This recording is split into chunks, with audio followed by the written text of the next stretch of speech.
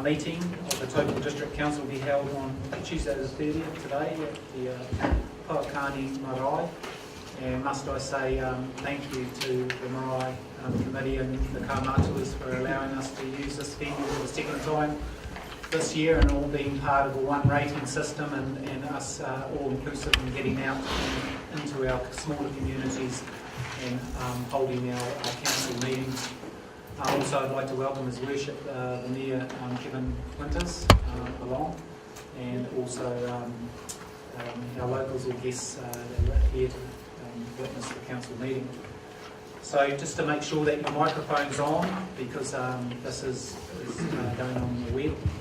And also we have apologies from Mayor Rick Cooper, so that's why I'm chairing this today. And we also have apologies from Councillor Rob Henderson and Councillor Anna Kirk, who is sick today.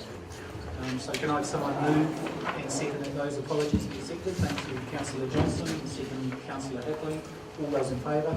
Aye. Carried. Okay, so item number one, I'd like to welcome His Worship the Mayor of Rotorua, Kevin Winters, and David Pizzacki, sorry, you better pronounce that, I hope I pronounced that right, from Bay of Plenty Regional Council. So if you'd like to come forward, Your Worship and David, and I'll leave it up to you. Now this is for the Bay of Plenty sabbatical planning, spatial planning, sorry. Kia ora no tātou. Me, Kevin Winters, aho, Mayor of Rotorua. Good afternoon, Deputy Mayor Downer, Councillors, members of the public, and to our marae here, tēnā koutou katoa. I said that I was Mayor of Rotorua, but I've also been elected Chair of this leadership group for the Bay of Plenty to drive this spatial plan for the Bay of Plenty. So we've come along here today to present to you, and I know you are doing and you are following the 4 work streams from the Waikato on roading, the waters, economic development and planning. So we looked at those from a Bay of Plenty Mayor's and Chair's perspective, and thought the work streams, while are magnificent pieces of work for the entire Waikato, we just wanted to concentrate in the Bay of Plenty on one work stream, and that was integrated planning. And so today you're going to see a very high-level view of what we've started in the Bay of Plenty.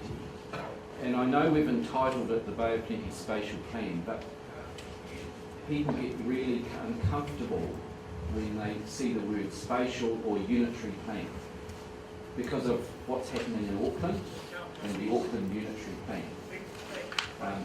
This is not about amalgamations. Let me make it really clear right from the word go. This is not about amalgamations.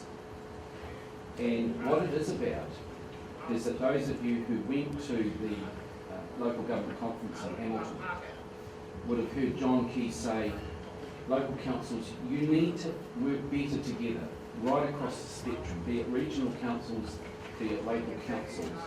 How can you pool your resources so that we can make this boat go faster in terms of local government being the best it can ever be? And so this spatial plan, I'll call it that for a while, but we're actually going to change the name.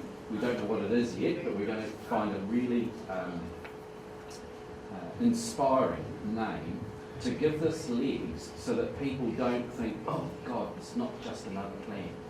This is about being the best in the Bay of Plenty. And so what we've come here today to do is to say to Taupo District Council, if you are interested, we're more than happy for you to have input into this. We've also offered to South Waikato to be part of this, if you're interested, and we've also offered to Gisborne to be part of this planning infrastructure as well. So the invitation's out there, but I know you've got very strong allegiances with the Waikato Regional Council. And you're a bit like ourselves in Rotorua. We've got half a foot in the Waikato region and half half a foot in the Bay of Plenty Regional Council. So we're split down the middle as well. But I guess for me, our allegiance tends to be with the Bay of Plenty, more so than the Waikato. So that's the sort of high-level overview. Can I introduce David here today, who's going to take you through, there's only 11 slides, but it's just a very easy presentation to come to grips with on how, as we, as local government, how can we pool our resources, work together better across boundaries, to say this is the best we can ever be in response to some of the Crown's directions and changes that they require for local government. So that's the sort of high level. But kia ora, and thank you for your welcome and your attendance and the opportunity to speak to you today.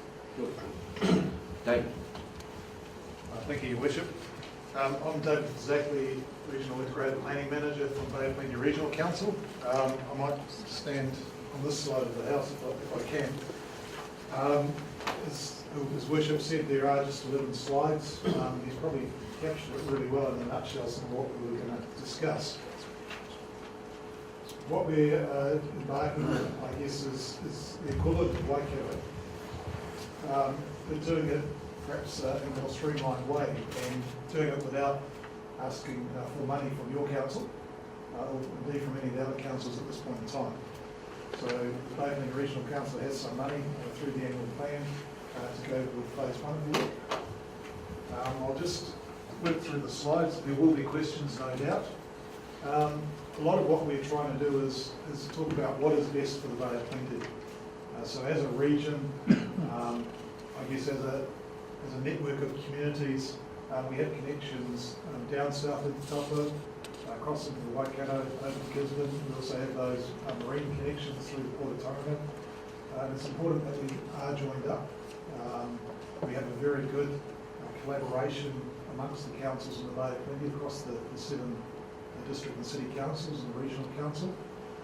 We also have, I guess, some leading pieces of work already in place. And one of those is Bay of Connections, which already has industry looking things like ICT, geothermal energy, wood and pulp production, freight logistics, all work that industry is actually leading itself without any central or local government involvement directly.